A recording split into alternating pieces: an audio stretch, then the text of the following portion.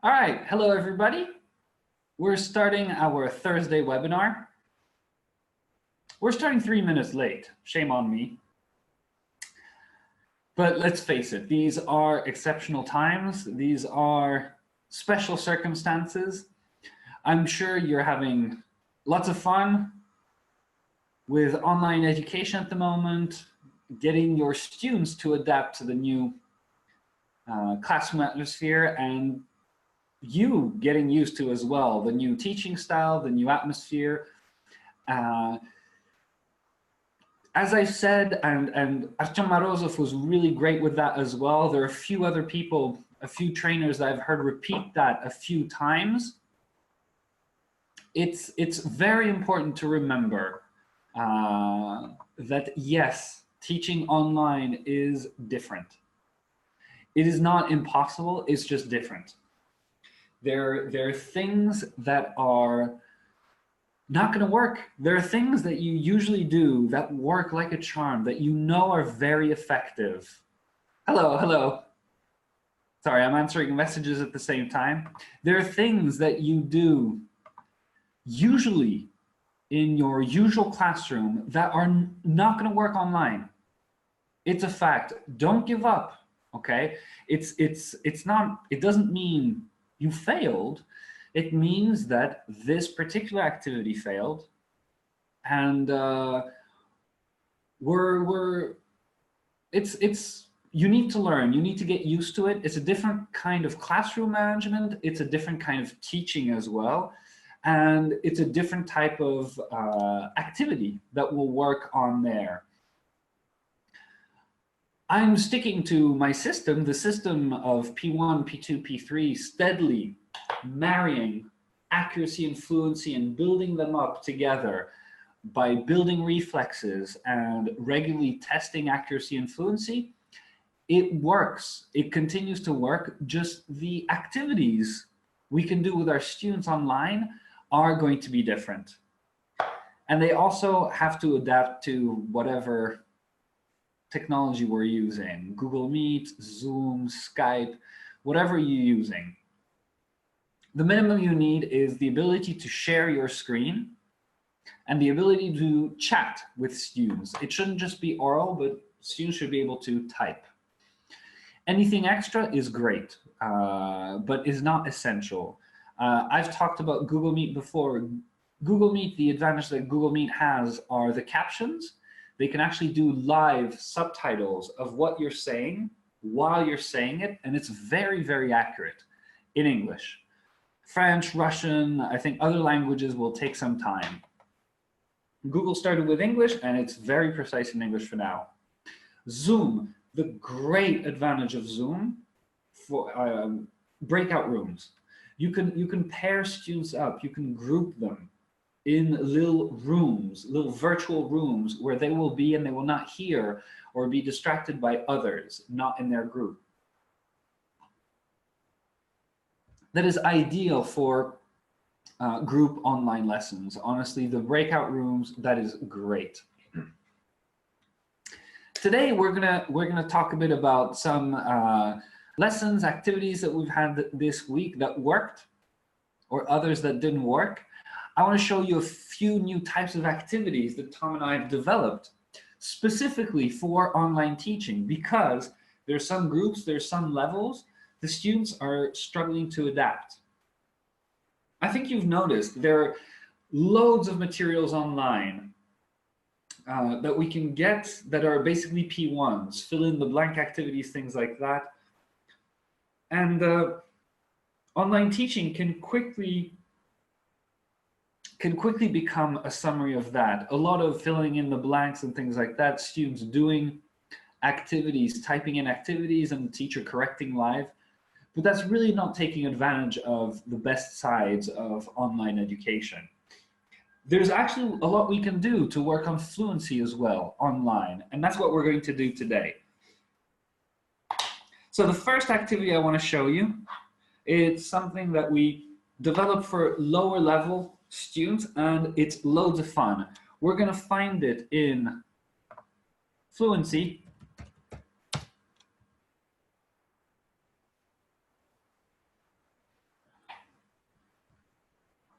And what type of activity? It's a review activity. Oh, sorry. Fluency. And there we have it. It's already there. Review activities. Okay, when you type, remember when you just click on a tag, it adds.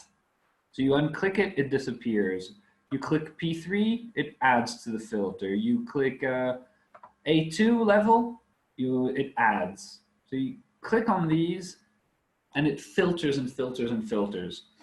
But yes, I don't need to filter out because I'm showing you the first activity that's there. Family motto. This is lots of fun.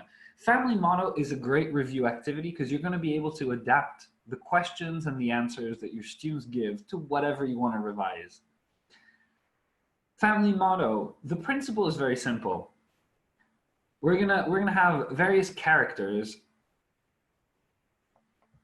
Look at Nadia. She's probably an acrobat from a circus. Stan is the hairiest kid you've ever seen. Linda is on the bad side of the law. Nick is a scientist. Helen's a witch. Chris is a sailor. Vlad's a vampire. Matt is some kind of opera singer. Look at the cat. And Nathan is a pirate. Now you ask me, what are students going to do with this? For each character, we're going to try to find out more about the family. And then the students are going to come up with family mottos. So what is a motto? What is a slogan? I thought maybe the clearest example was, it was not that long ago. You might remember a few years back, everybody was waiting for new seasons of Game of Thrones. If you remember well, in Game of Thrones, each family has, of course, they have a flag, they have an emblem, a sigil, all those are symbols, but they also have words. If I remember correctly, the Starks always say, winter's coming. The Lannisters have something about family, I'm sure. Each family has a motto. This family motto is supposed to represent the spirit of the family, what message they want to give to the world. It's supposed to be a short phrase or two that when you read it, you fully understand what this family is about. And that's what the students are going to have fun with. The students are going to take these cards and play these roles, act out the roles. So I take a card randomly and say, hey, I'm Chris.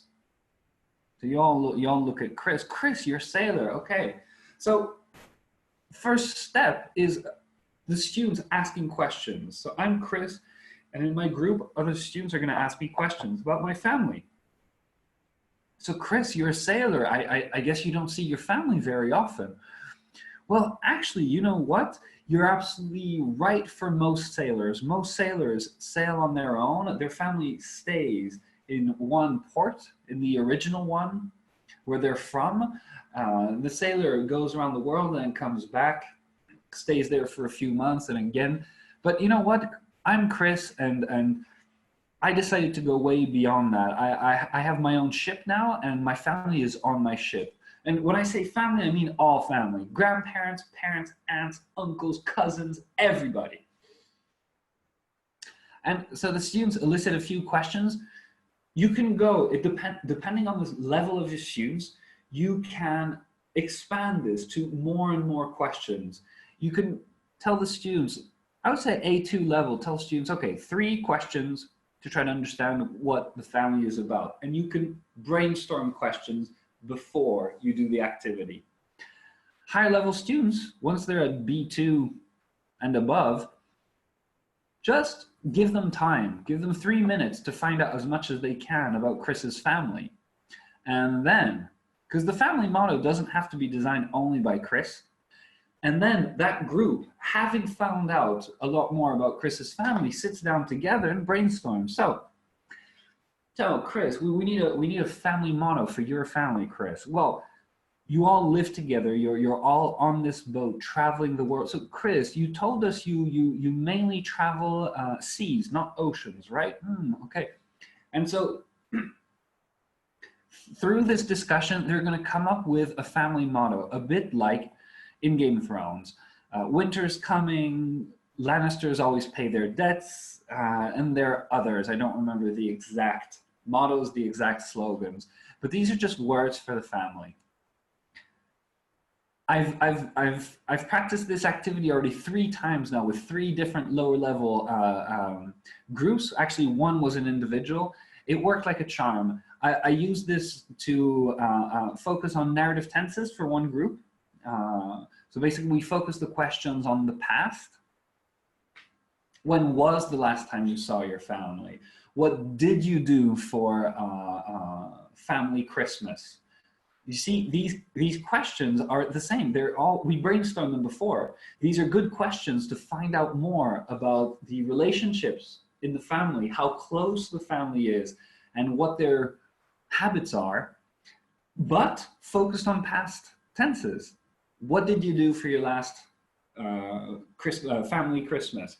Well, when was the last time you saw your family? When was the last time you talked with your grandparents? When was the last time you went on a family holiday? A lot of questions we can ask. So I focused, one of them I was focusing on past tenses. The other group was a more advanced group. We were revising getting used to, being used to. So that was also very interesting. But here you can imagine these students were B2 plus students. So I just gave them 5 minutes for the whole activity. For each character, I tell her, okay, Yulia, your turn. Yulia picked a character and she goes, oh, I'm Nick. Okay, so everybody looked at Nick. Okay, Nick's a scientist, and they had 5 minutes together to ask Nick, my student Yulia, as many questions as possible, and in the last 30 seconds, 1 minute, brainstorm ideas, discuss, and come up with a good family motto. It was loads of fun, and in the end, the students, remember, this is really the great thing we can learn from project and task-based learning, is that having an end product is something very memorable. It marks the students. So that's exactly what we did. In the end, we also went around each family we went over each family. So the Nadias, this is their family motto. The Stans, this is their family motto. The Lindas, blah, their family motto. And just as we had time as they were higher level up students, we imagined which families would get along with each other and which families might be enemies. Okay? I mean, you could ponder, depending on the family motto that you thought of. You see, Helen's a witch, so her family, they're magicians. Vlad's family, Vlad's a vampire, so he's obviously got a vampire family. Nathan's a pirate. These 3 people could have something in common, but because of the motto that they picked, they could also be enemies. Nathan and Linda, okay? Linda is obviously a burglar of some kind or a robber. Nathan's a pirate. Their 2 families might have something in common. Chris and Nathan, you have a sailor family, a pirate family. Again, possibly they might have something in common. They might be friends, but also they might be enemies. What if Nathan's family is regularly attacking Chris's family? You get the idea. Are there any questions, comments on this first activity for online education? Family motto. As I said, I've used it 3 times already in the past 2 weeks. It's very well adapted for online education. And you can really focus your revision on what you want to revise. I focused it on past simple ones. I focused on getting used to, being used to something another time.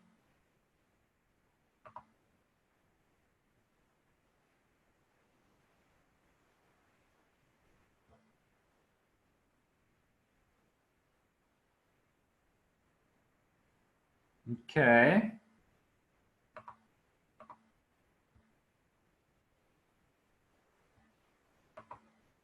All right, everything clear for now? Perfect.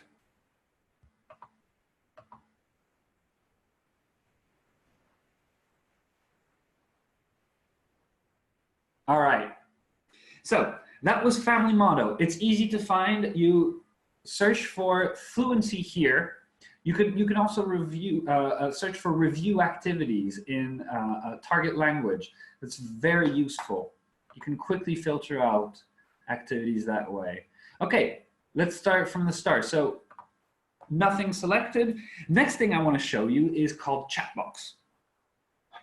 I like that a lot, and I actually used this morning with a corporate group. It's a lot of fun. So how are we going to find this? We're going to find this as well in Fluency, actually. There we go. So we're talking a lot about Fluency today. You'll find it in Fluency. You'll also find it in, wait, there we go. You have these filters as well to go over order in which activities were created or updated. So you go to Fluency and you go to the last created. Chatbox.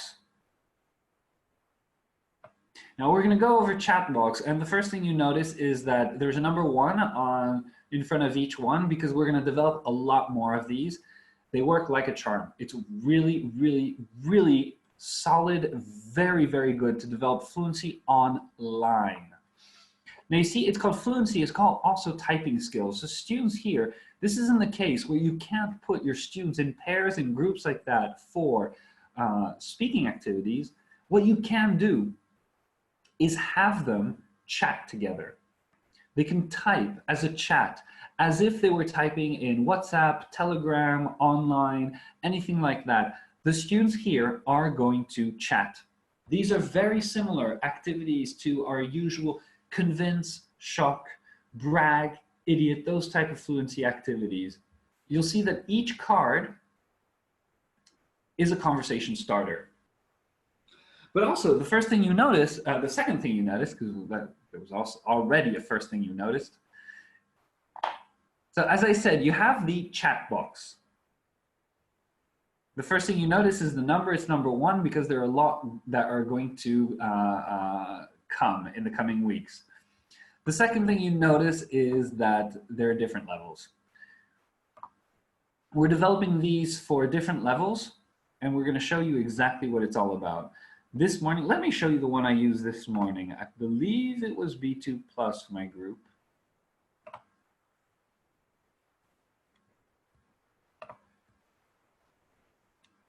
Yeah, that's exactly the one.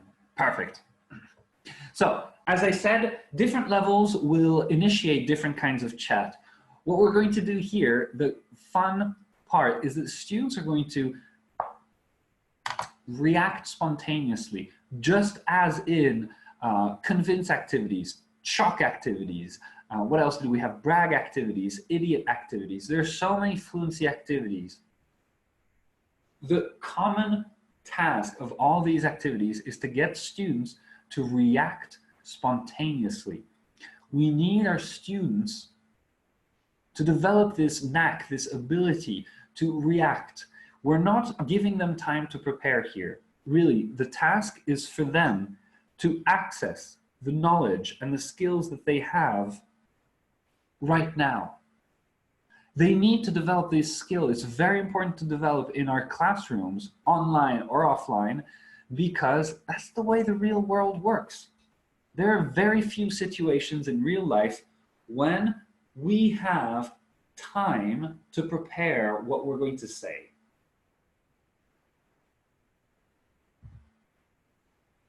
Even something like a job interview, okay? You're going to prepare in general what you have to say, but you're going to have to adapt to the interviewer asking their questions. I can tell you, even a public speech, I never prepare a rigid speech when I'm going to give a training, workshop, seminar, plenary speech, whatever it is. I am never rigid because I'm always ready to adapt to the faces that I see, to what happens that day, 5–10 minutes before my speech, my workshop, there are certain things. There are certain things that are going to happen even in the room that are going to influence the participants. And so I need to be able to adapt, to quickly think on my feet, to spontaneously adapt a big plan that I have. My plan is in terms of the logic, in terms of the message I want to deliver, and I'm going to always keep my plan quite flexible in terms of transitions and in terms of emotional connection, because I have to be able to adapt right here, right now. Same thing with our webinars right now. I have a plan and everything of activities I want to show, of things I want to say. But again, I'm not rigid in my plan. I need to be able to adapt spontaneously. That's exactly what our students are going to do here. Let me show you a B2 plus example. So you put students in pairs and they're going to chat with each other. And so student A types, literally types.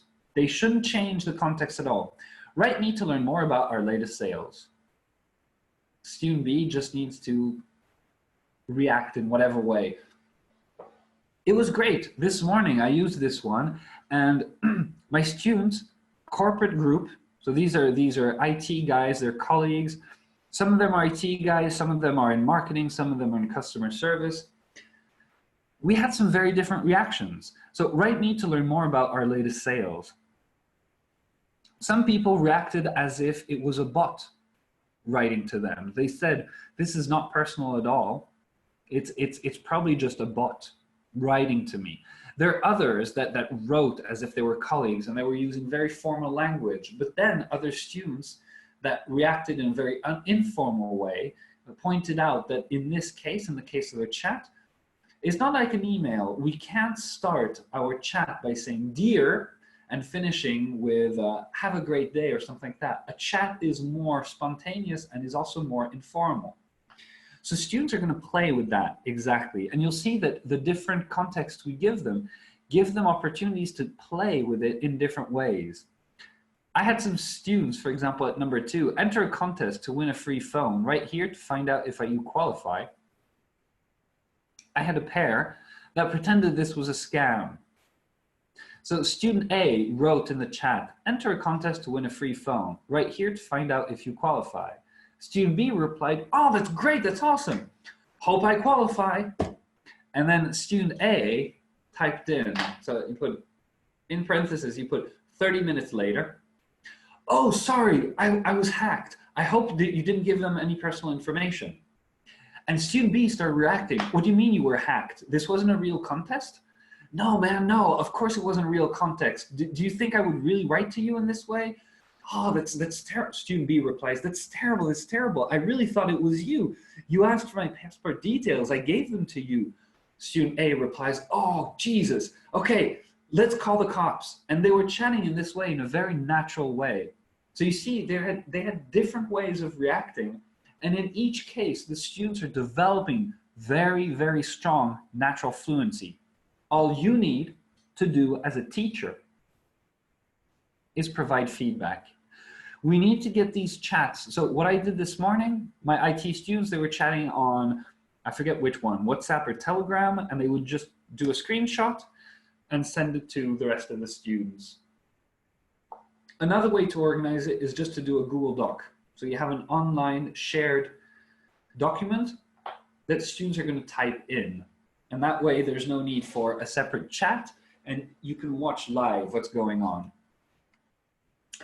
But it's very important to have that moment where you brainstorm. You get back together and you brainstorm. You compare the different chats with the different groups and you brainstorm ideas.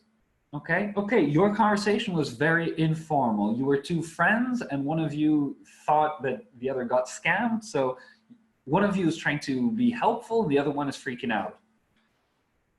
In another chat, for example, we could have someone seriously responding to this invitation. Enter a contest to win a free phone right here. So student B responded in a kind of formal way. Hi, this is great. I'd like to take part. And student A started responding, again, formally, giving details of the contest. That would be a very natural situation as well.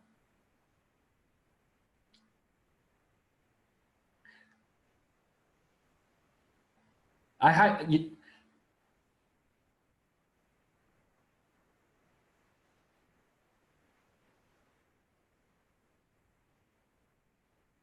I highly recommend to try these out. Basically, the idea here is to replace the fluency aspect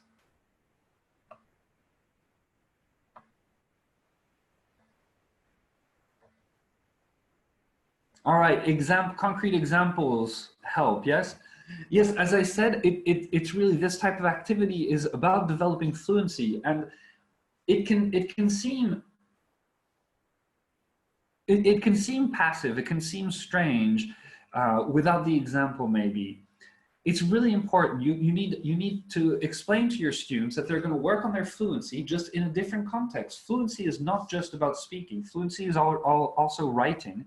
We chat daily nowadays, and this is fluency as well. So really, the students are going to play here with the usual formality and familiarity, and they're going to need to adapt their language.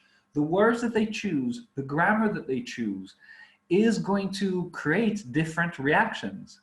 And what is great is that student A and B are both reacting to each other's situation.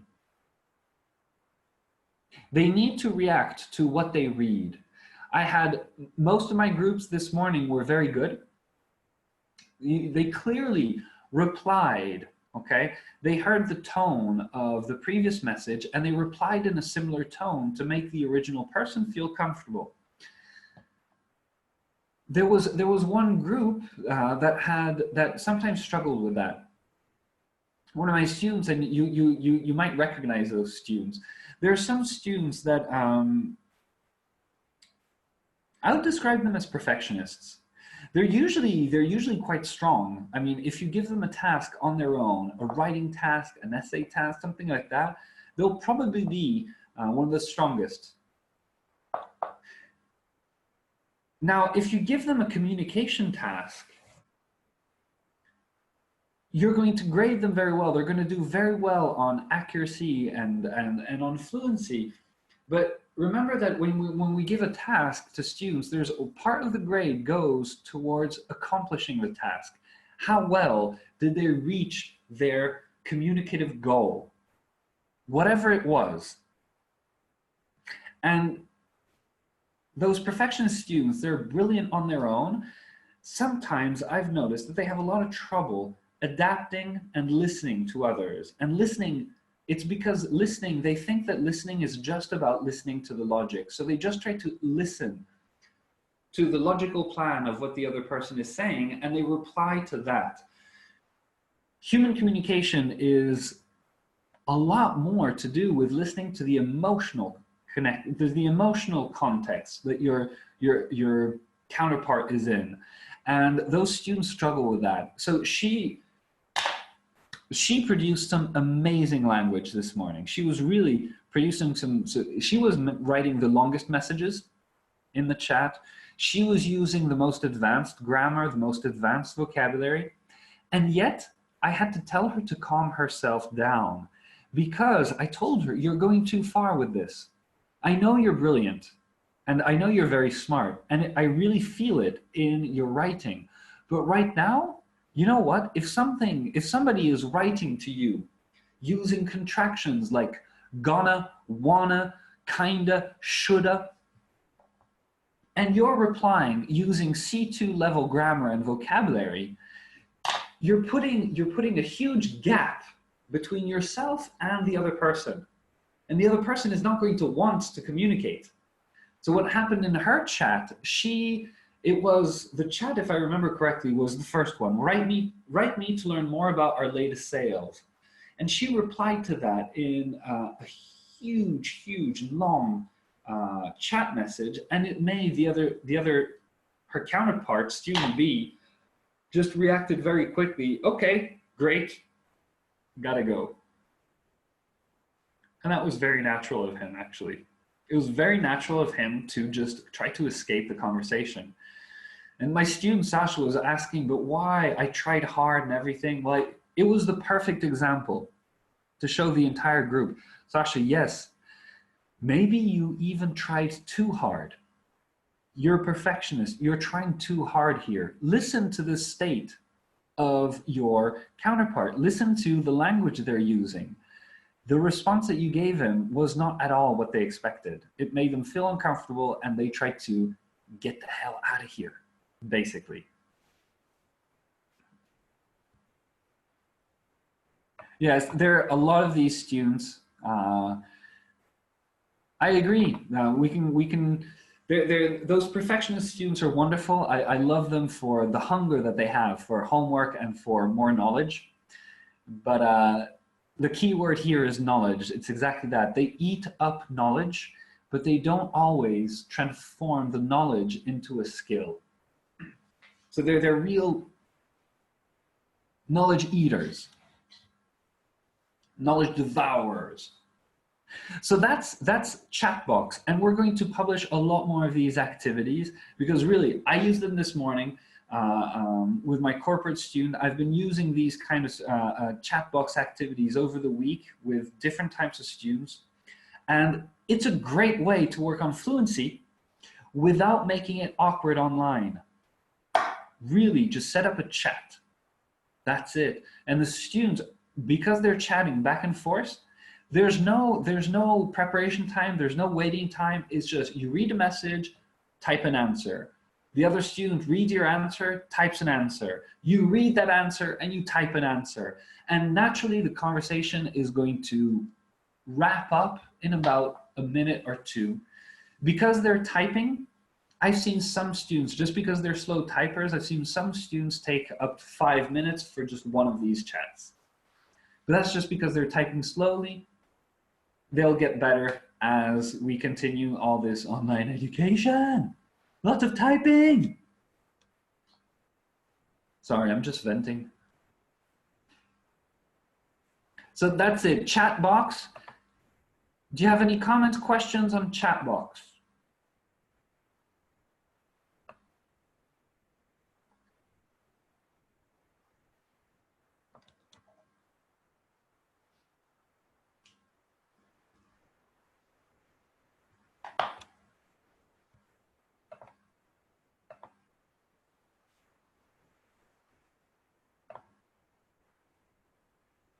Definitely give it a shot. That's why there are chat boxes of different levels. Let's have a look at the A2, B1 just to see. Because you saw what I showed you was B2 plus level. That's already more, shoot, I'm downloading it. Preview.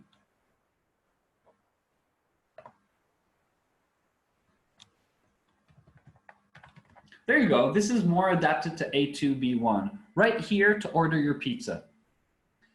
I like number 3. Number 3 is very good fun. Are you doing your homework? Student B answers, no, I'm not. What homework are you talking about? Student A goes, yeah, Antoine just gave us homework. He just asked us to type on the chat. Are you doing that? Ah, that's what you mean. Yeah, I'm chatting with you. What are you talking about? Nothing. I was just asking you, are you doing your homework? Yeah, but that's not homework. This is, we're doing it right now. It's not homework. What do you mean it's not homework? You're home, right? I'm home. We're working. It's homework. Yeah, but no,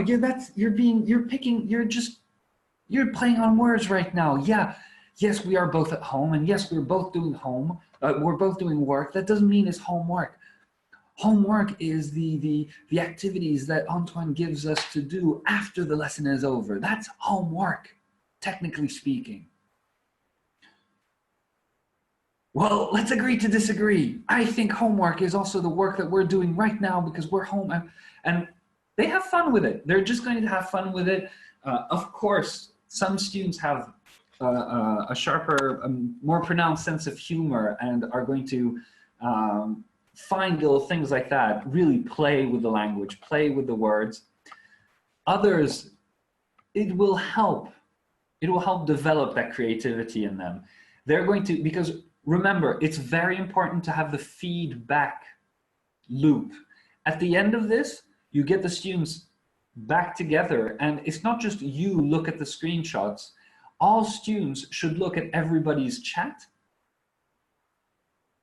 and analyze, give their opinion, what they liked, what they didn't like, so that in the end we have a feedback on these chats.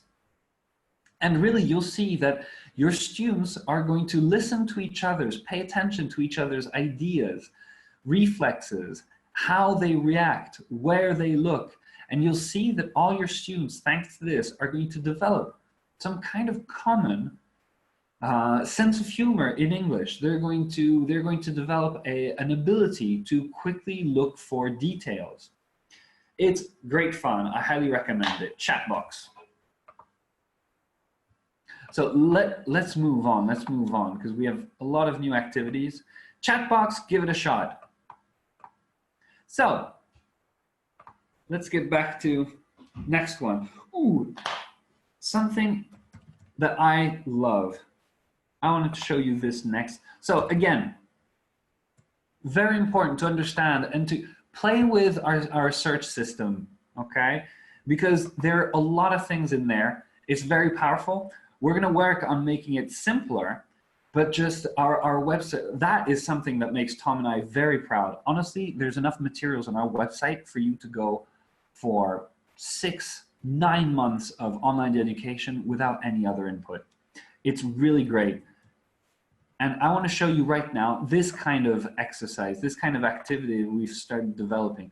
Motivation tools. Motivation tools are exactly what they say. It's types of activities to put a boost to your lesson, to boost your students in their responses, in their activity. You need motivation tools. You need these energy boosters. When students get tired, when you notice they get bored, they get tired, they slow down, this is when you need to, wow, wake them up. You're putting an energy booster in the lesson. How do these work?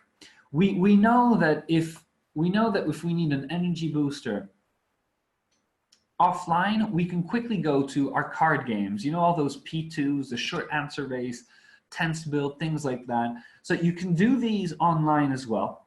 They're really great. I highly recommend go for P2s, go for tense build. But what we started developing as well, another way to boost in energy, because you don't always want to spend time on a P2. Students always drilling and drilling and drilling can be difficult. Here, we're going to simply drill creativity, basically. Brainstorm race questions are, you give the students a few questions, and students are going to have a certain amount of time to come up with as many answers as they can.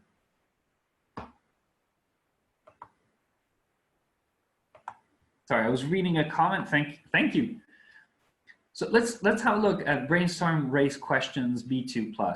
Again, remember that we put all these instructions and everything as a video on YouTube as well. If you don't like reading, or if you're feeling a bit lonely during the day, preparing for all your lessons, being confined at home, click on the link and you'll find Tom right there giving you instructions. Hello, Tom. There he is. Hello, everybody. This is Tom. Hello, Tom. This is Tom. In this video, I want to give you some ideas of how you can work online with some activities that will increase the energy level a bit in your lessons. So I'll get back to our activity just to show you. This is exactly, you'll always find these in the instructions of our activities, video links, links to videos, usually by Tom, where he's explaining how to use these activities.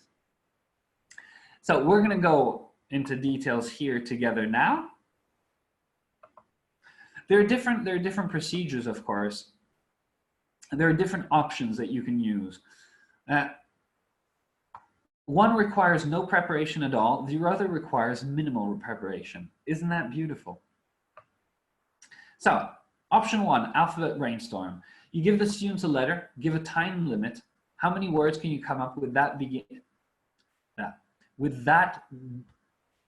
how many words can you come up with that begin with that letter in 1 minute? And students start writing down their answers. You can do this with categories. This is a typical kind of activity that is done by students to develop their vocabulary. You have different categories: animals, famous people, city, food, country, and you can go really precise. Object in the kitchen, object in the bedroom, transport. All the vocabulary that you need to train and things like that, you can set that as categories, and students, they go through. So I'm going through the alphabet in my head, you say stop suddenly, and the moment you say stop, I have to say the letter I'm going through in my head. So A, B, C, D, and then all of a sudden you say stop, I say, whoa, J! Let's go. Find, for each category, find as many words that you can starting with that letter. Option 2, what I love, and these are the questions we're going to give you. You give the students a question, okay? And we're putting a lot of ideas out there for various levels and age groups, and you give them a time limit. How many answers can you come up with in 1 minute, for example? Students write down the answers. Alternatively, one student can write down all the answers on the board. That's an option, but that's only offline. Online, I highly recommend in the chat, just everybody's writing, or each student has a separate Google document and they type as they go. You see, for online teaching, have the students write their answers in the chat. When the time is up, you count the students' results. You set a goal for them to beat next time, okay? And then you give them another question and they repeat.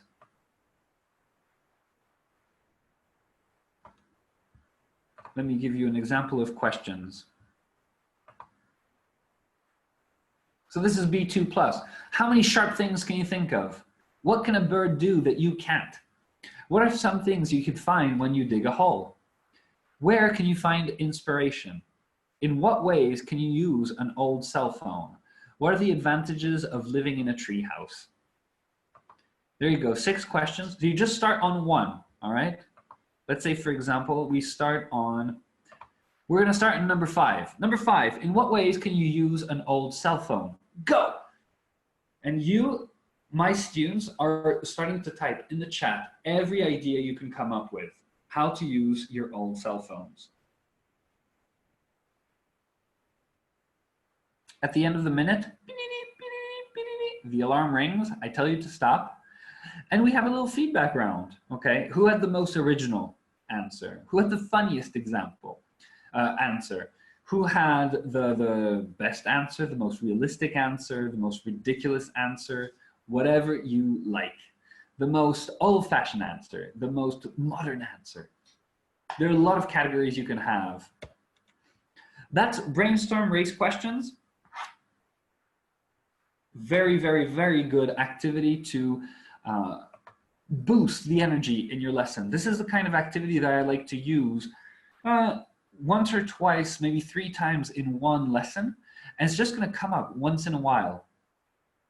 They're just to boost them. Instead of, you know, for example, a very simple example.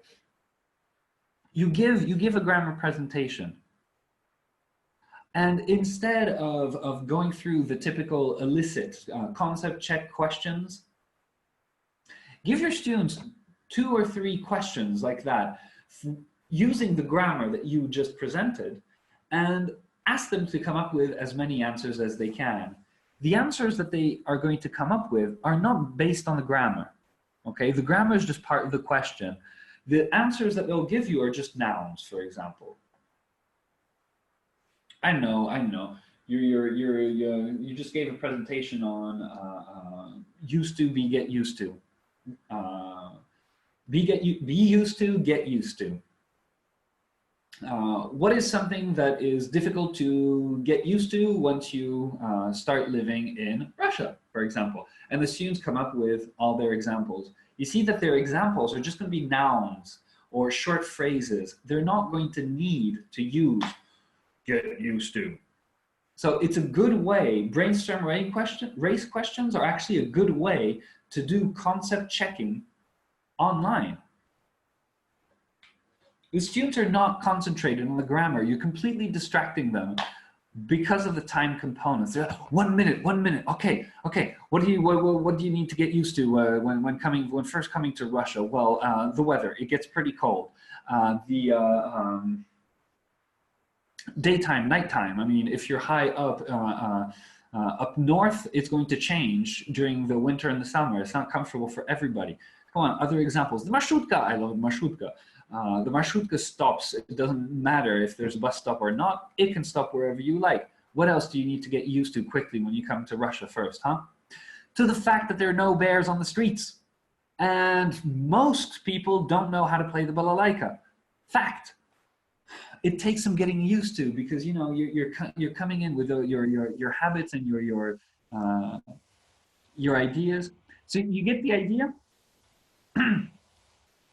I'm just eliciting from my students answers to a question that is using the grammar that I just presented, and the students are focusing on the answers, not on the grammar. It's a great way to check the concept.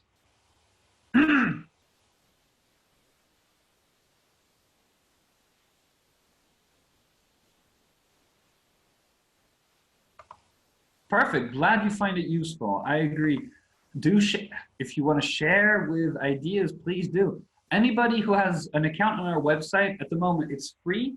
We do have our expenses, so we need to sit down with Tom just to discuss how much longer we can do this for free.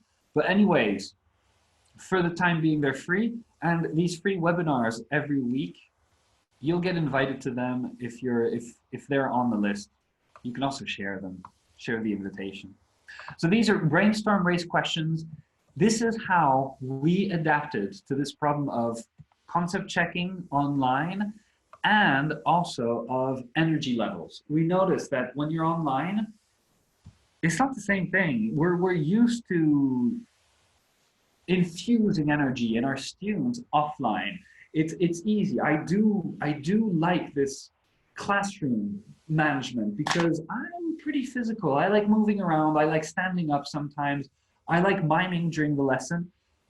Just yesterday, I gave a little comedy slot for an EFL channel, and my topic was, my comedy bit was, there's a little bit of David Bowie and Freddie Mercury in every teacher. And by that, I meant that David Bowie is very famous for his mime, which I like, and Freddie Mercury for his power in his voice, how he can play on intonations and emotions in his voice. And that's what we do. It's easier in the classroom, but you see, it's not impossible to do online. It's very much possible. We just need to adapt to the setting. Brainstorm race questions, I love using these just every 20, 30 minutes in a classroom. It's something that'll all of a sudden come up, and it's a way for my students to practice, but also to boost because of the time component. 1 minute, go. Yes. Okay, come on, type. Antoine, yes. Antoine, come on. No more answers? Tom has already typed 10 answers. Ooh, I'm thinking, wait, it's loads of fun. It pushes the students to get up.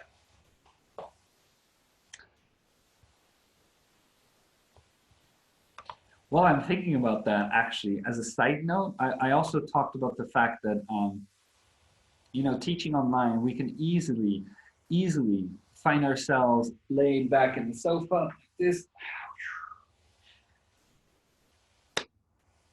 In terms of self-discipline, just self-motivation, that's more likely to get you and your students to be lazy and laid back, and it might not have the same level of energy in your lesson.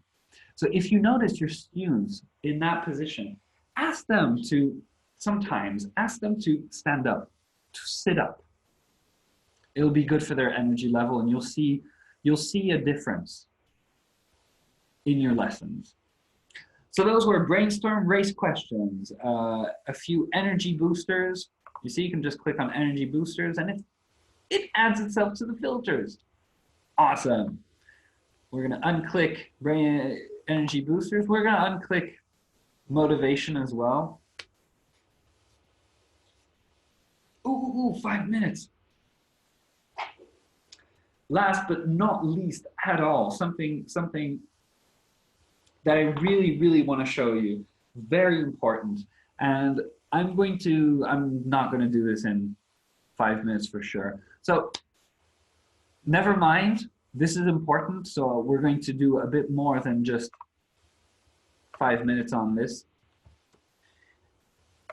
I've talked about this before. If you've been following our webinars for a while, you'll know that we're very big on marrying accuracy and fluency. Whenever we're working on hard skills, grammar, vocabulary, we never give up on either one of them. We always work equally on accuracy and fluency to build accurate and fluent speakers. But there's more to a language than just that. There's also emotional intelligence, soft skills, social understanding. What does this mean? What does these entail? Emotional intelligence is both your ability to express yourself emotionally, and for this, a good exercise to do with students, just to show them that they can express themselves. Take a tongue twister, a short poem. You know that we have a lot of these. Okay, I'm just showing you type pronunciation here. You'll find loads of pronunciation activities. Get them from there, bring them to class, and ask your students to read these aloud like a robot, completely emotionless. And you'll see that your students will struggle, and you can point out to the fact that, hey, you know what? You're not starting off at 0 emotional intelligence.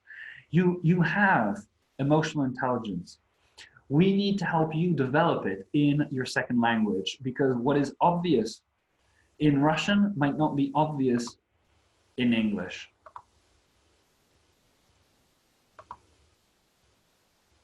So I highly recommend it. If you have students struggling a little bit, resisting you a little bit on that, take a pronunciation activity and get your students to read it as a robot, completely emotionless. You'll see the results. And then you can start having fun with pronunciation. So keep using these pronunciation activities that we have. There are a lot of tongue twisters, things like that. And you'll find in pronunciation as well, you'll find an activity called funny voices. It's different jobs, different characters that students have to mimic while saying the pronunciation activities. And here students are developing their ability, playing on their ability to express their emotions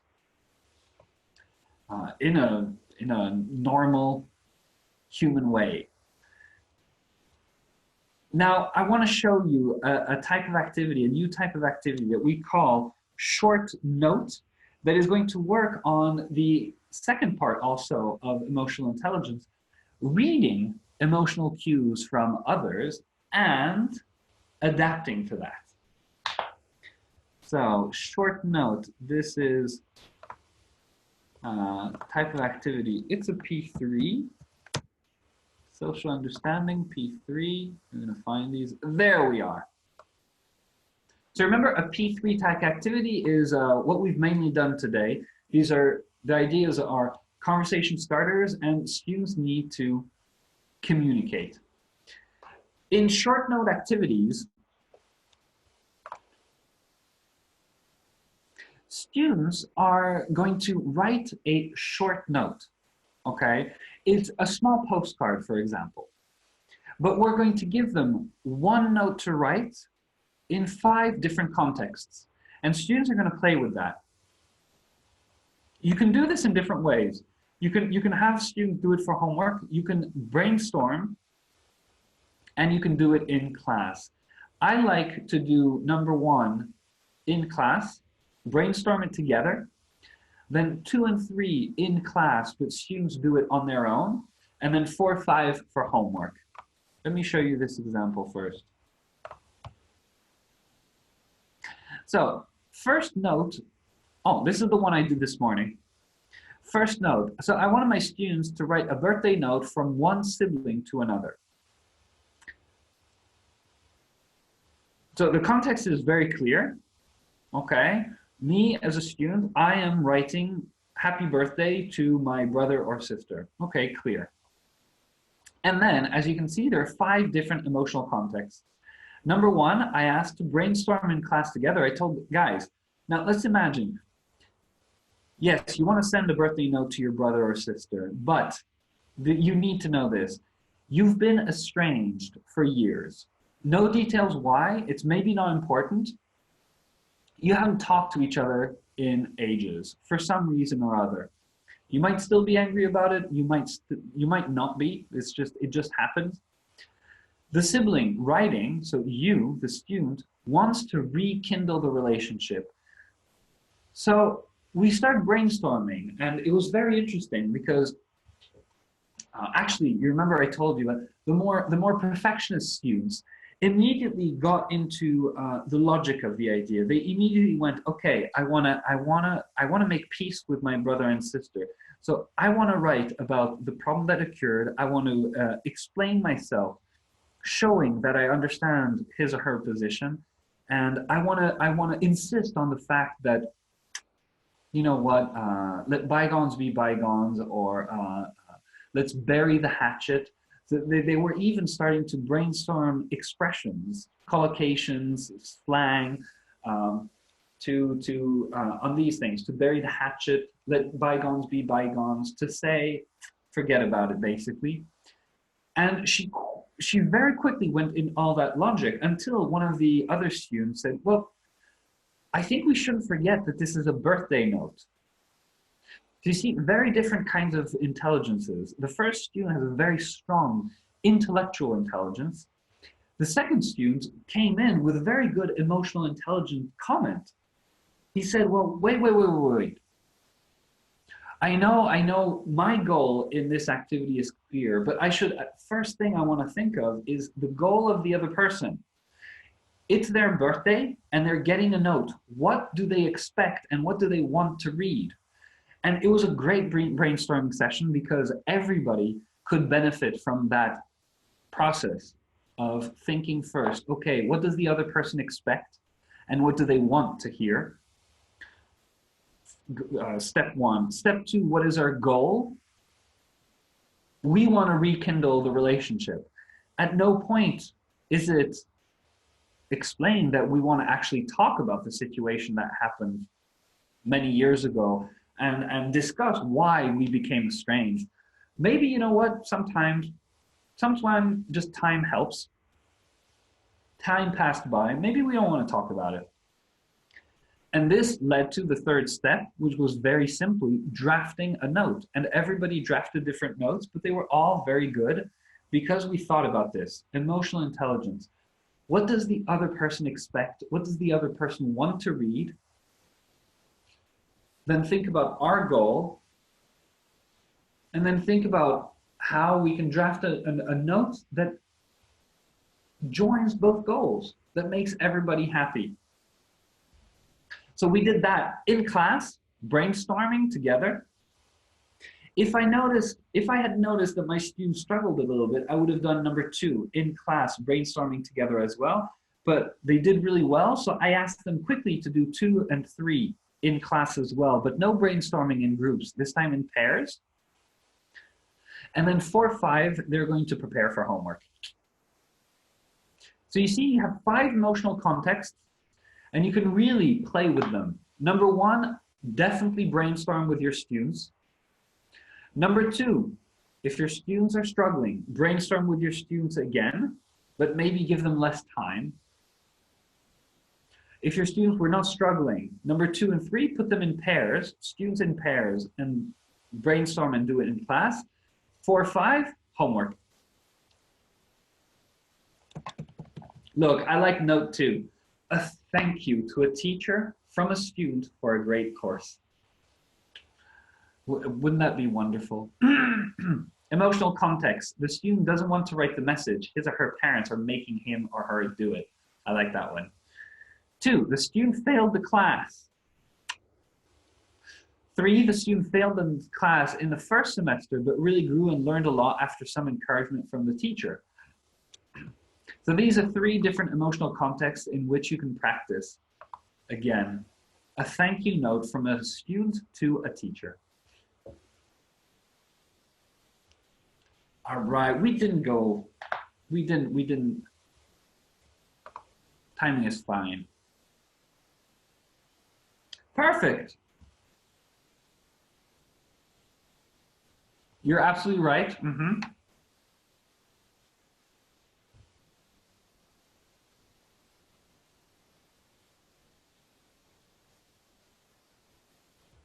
Yeah, the brainstorming sessions with the students are really, I've noticed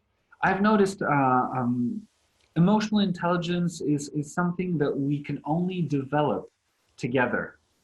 I find those perfectionists, why do these brainstorming sessions really work with them? Because all of a sudden they're brainstorming sessions, you have to listen. This is a great situation, real life situation in which the perfectionist students cannot just speak and give their intelligent insight. They also have to listen. Yes, fine-tuning, exactly.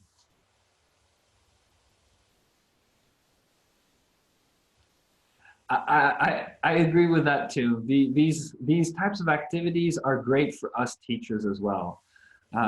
We should never forget that a lot of our skills here, we're not teaching a science, we're teaching languages. Languages evolve, communication evolves, and we need to stay on our toes. We need to keep developing and keep practicing these kind of things to make sure that we have productive and fruitful lessons and we really help our students.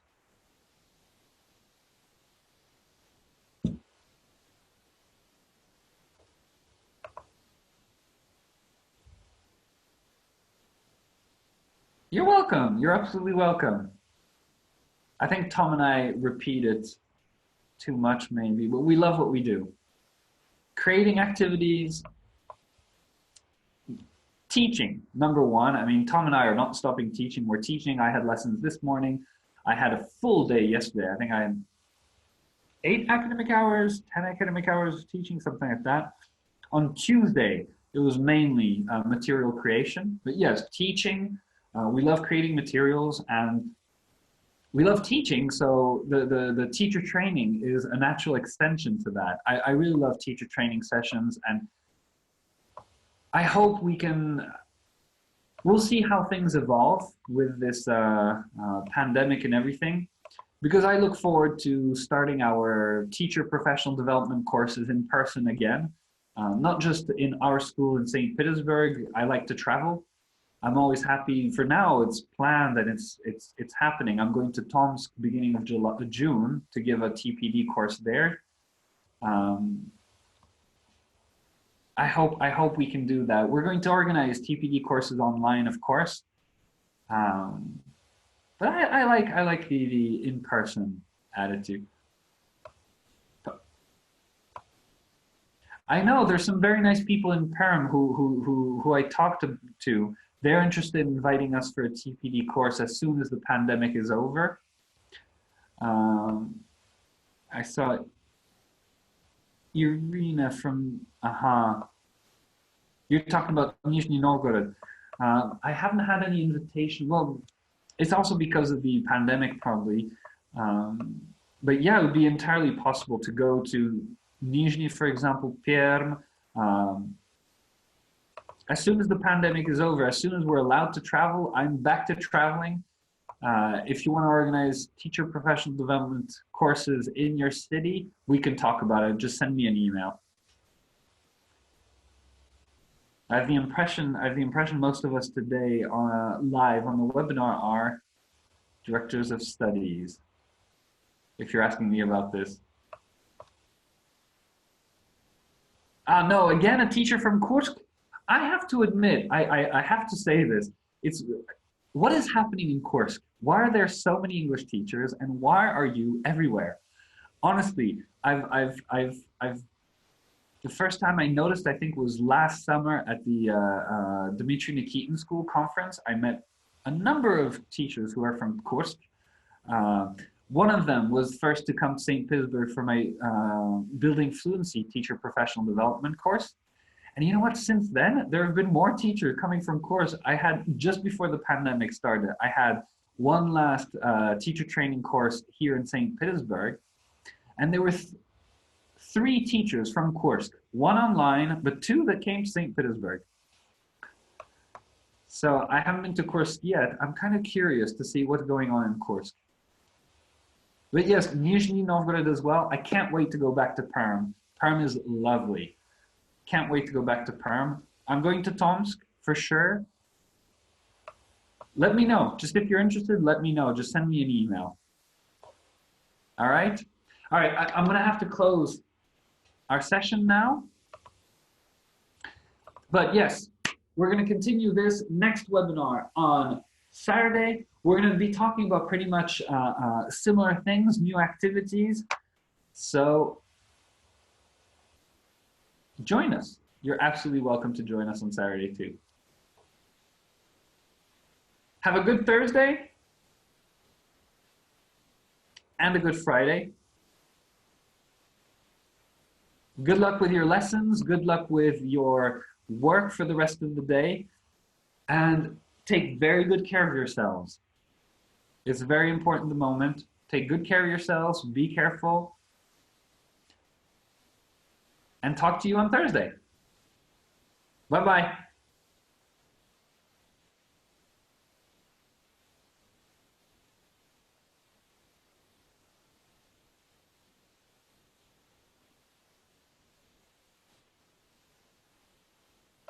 Bye-bye, everybody.